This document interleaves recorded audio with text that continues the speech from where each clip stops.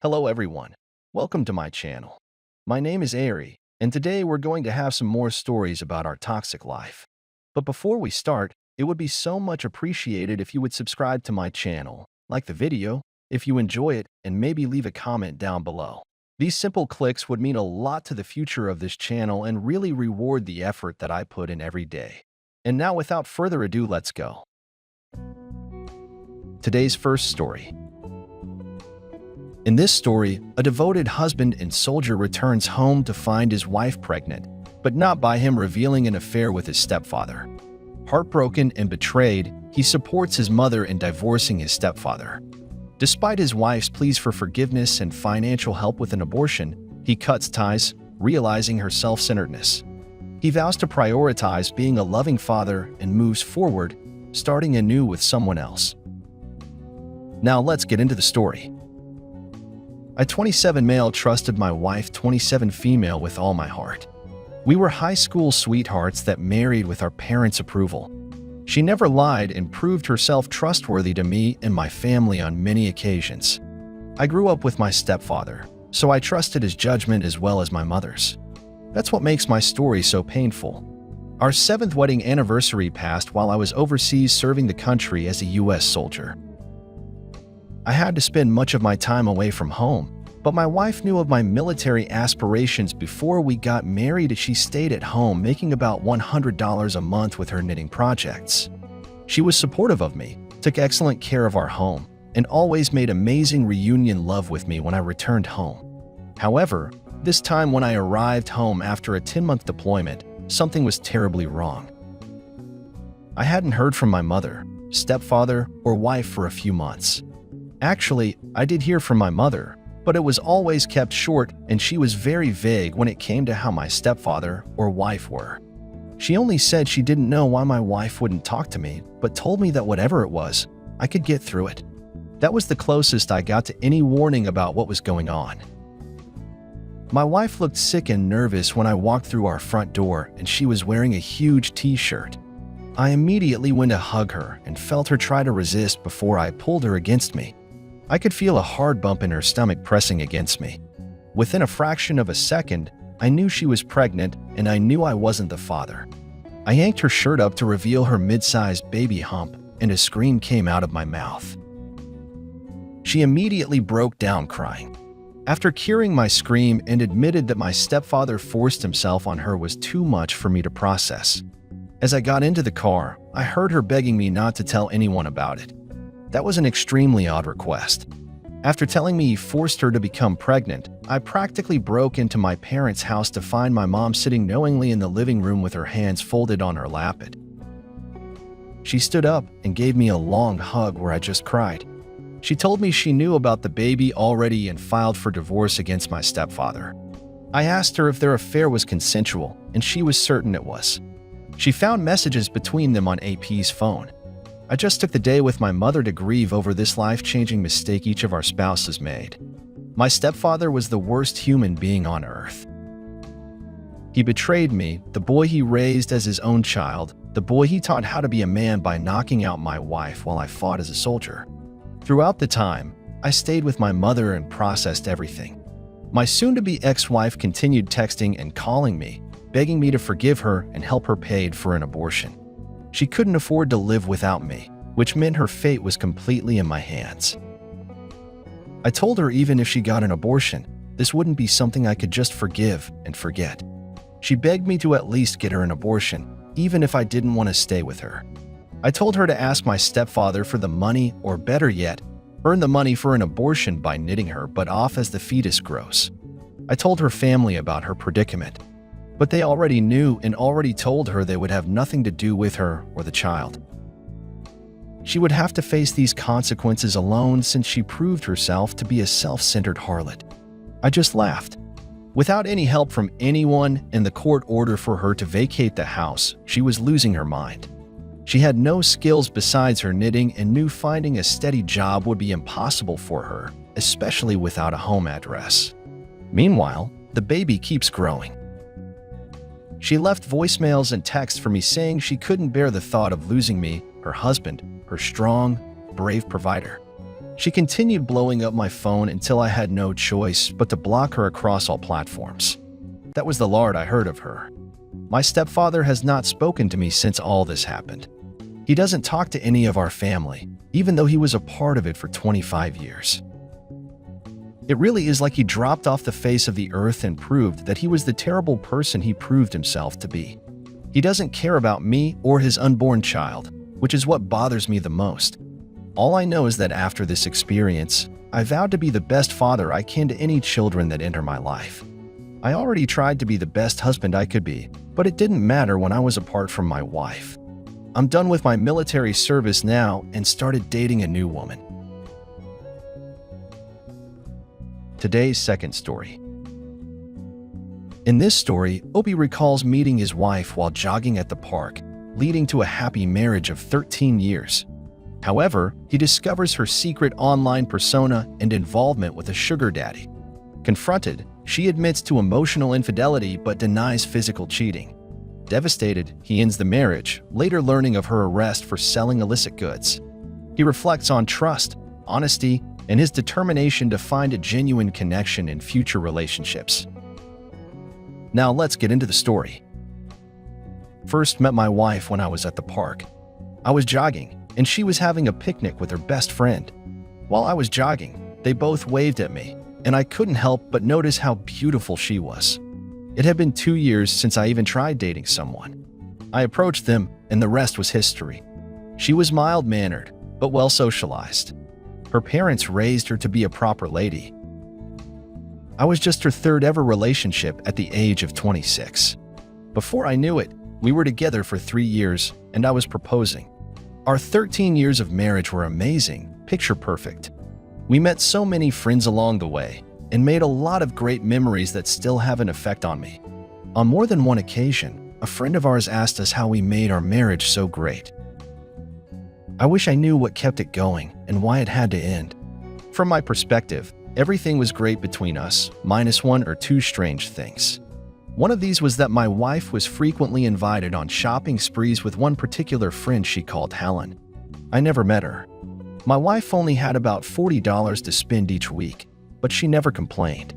Then my wife got a brand new car. She said it was left to her in her father's will. She just wasn't able to pick it up for a while. I never saw any proof of what she said, but she was so happy and seemingly innocent, I didn't feel like I needed to ask more about it. I trusted her, but that soon changed. I was good friends with all the people at my job. They would show me things they found on the internet that they got a kick out of. I had a smartphone, but I didn't have accounts all over everything like they did. One day, my buddy casually walked over to me to show me some TikTok videos. After it played, he scrolled down, and I saw a very attractive woman. After 2 seconds, her face came into frame, and I saw that it was my wife. In our house, she was barely wearing any clothes and she was dancing. I was shocked. I asked my friend how the heck he had my wife on his phone, but he said she was just really popular. She had lots of followers. He showed me, and I saw she had 237,000 followers. I didn't even know my wife had a TikTok account. I pictured her doing yoga and smiling at me. Here she was displaying herself for all to see, and if she was doing this, what else was she doing? I raised home after that. My mind was swimming about Helen, the shopping sprees, the car, all the time she had alone to do what she wanted. No wonder why she never wanted to get a job.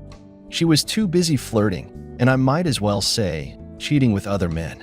When I confronted my wife about it, she started saying sorry over and over again, finding herself unable to voice any reason for what I just saw.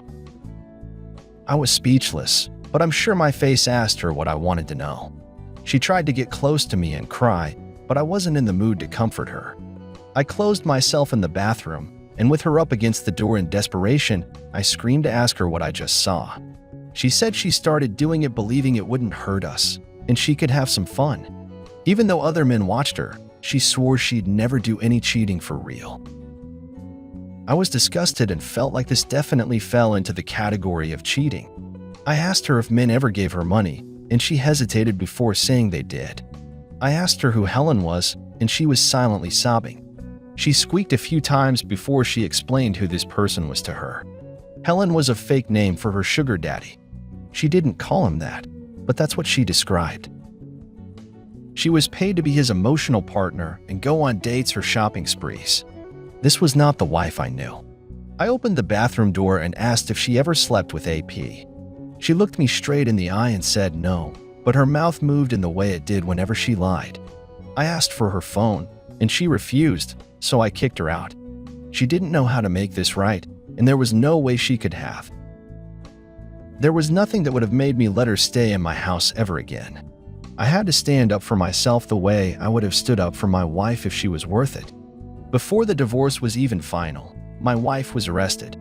She was caught selling something of hers that shouldn't have been for sale. She got so used to doing this behind my back, it must have been a relief to do it as a single woman. When her family found out what she was really like, they couldn't believe it. For a while, they wanted to blame me for her behavior, but it became clear I wasn't the one to drive her away. Her parents actually took her back into their home, only for her to bring men over and wake them up at night. They didn't tolerate that more than twice, and she was back to surviving alone. She did tell me she felt terribly miserable for destroying our relationship and all the other relationships she had. I told her I would never forgive her for ruining the relationship I saw as perfect. I still find it hard to believe she completely changed like this. She needs redemption, and I wish her the best of luck, but I'm not holding my breath. I've since started dating properly again, maintaining my independence and my refusal to stoop below moral standards. It's hard knowing that I loved this woman for so long, and she still made the decision to hide something from me. What keeps me going is the hope that I'll find a woman who tells me what she's thinking about. If she feels like she needs more friends or attention, if the bedroom activities need a change, whatever it is. I know that's the only way to avoid something like this from happening, and I'll be an observant spouse that verbally reaches out to connect with my mate. If she can't talk to me honestly about how she feels, there's no way I'd get the chance to improve it. Just because she feels this way doesn't mean I deserve to lose my spouse, and it doesn't mean she deserves another lover. Today's third story. In this story, a couple married for 13 years, seemingly happy until a trip to Hollywood unveils the wife's affair with the school principal. The husband confronts her, gathers evidence, and exposes the affair. Divorces follow, with the husband gaining custody of their daughter. Both the wife and the principal face professional and personal ruin, with the principal fleeing the state. Now let's get into the story. My wife, 38 female, and I, 43 male, were married for 13 years. She was a second-grade teacher at an elementary school for several years. There were a few parent-teacher conferences and school faculty parties that we attended together. I got to meet her colleagues and even the principal and his wife. In 2015, my wife and I had a daughter of our own. From my perspective, life was perfect. My mill decided to treat us to a trip to Hollywood, California. Since my wife had a passion for the film industry and movies, we each brought 2 friends along. As a group, we toured a few of the film sets for The Mandalorian. Afterward, we split up. The girls went to a nightclub while the guys went to a casino, aiming to win some money playing poker. While we were apart, my wife texted me about all the naughty things she wanted to do to me. When we got back to the hotel room, I got back early, around 11 p.m., showered and ready to have fun. She didn't return until well after 1 a.m., in a drunken stupor. Clearly, nothing was happening tonight, so I tucked her into bed and plugged in her phone. When it lit up, I noticed a text from someone named Bill that read, "I wish I was there with you." This wasn't on her default messaging app, so I unlocked her phone and started reading. Through their conversation about the school students and other things, I was able to figure out that it was the principal. Mixed into their casual conversation were messages of adoration and flirting. My wife sent him pictures of her in her hot outfits and lingerie that was supposed to be for my eyes only. After he told her how hot she was, they discussed how bad it would be if anyone found out about them talking. So they decided they would change their passwords and refrain from texting each other in front of their spouse. It was a terrible plan, and my wife apparently forgot to change her passcode. He also told her he loved her and I was devastated that, she said, she loved him too. I took screenshots of everything and sent them to my phone. I found AP's wife on social media. I deleted all traces of my gathering evidence before setting my wife's phone down and waking her up with one question. I asked her why she was messaging the principal of her school. She sat straight up in bed with a gasp and asked me what I was talking about. It looked like she glanced around for her phone too. I told her not to play dumb and that I just read everything and wanted answers. She covered her face and wailed before I asked anything. She said she only played along because, he said, his wife didn't love him anymore. She immediately promised me she would never speak to him again. I told her I didn't care if they continued their relationship because we were over and everyone around town was going to hear what was going on between them. She begged me, sobbing, not to tell anyone about it. I'm sure she would have jumped me if she knew I had the evidence on my phone. I knew she wouldn't leave the hotel without doing her hair and makeup, so I left her there, luggage in hand. Just before the door slammed shut, she screamed that this would ruin our lives. I knew that, and I wanted it to ruin hers and his. Our daughter and I would cope. But when I thought of her, I did feel despair. Her mother betrayed us. I told my mill and wife's friends that I discovered my wife's affair with the school principal. They could hardly believe it and didn't say much. My mill apologized to me and said this came as a shock to her. She said she regretted taking us on the trip, but I told her not to blame herself. The only people who needed to feel bad were my wife and AP. I left the hotel with my friends and reached out to AP's wife to tell her everything along with the proof. The town we lived in, where my wife taught second grade, was a small, close-knit town. Word traveled fast, and chances were everyone knew you or knew of you. After I told AP's wife the terrible news, she took it to social media and reported their affair to the Department of Education herself. My wife was correct. This did ruin their lives. Neither of them were permitted to set foot in the school again, and both of them were served divorce papers. The proof I gathered ensured that I received full custody of our daughter, and we got to keep the house.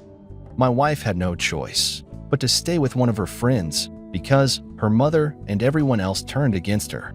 From what I heard, the principal left the state after he lost his career and family.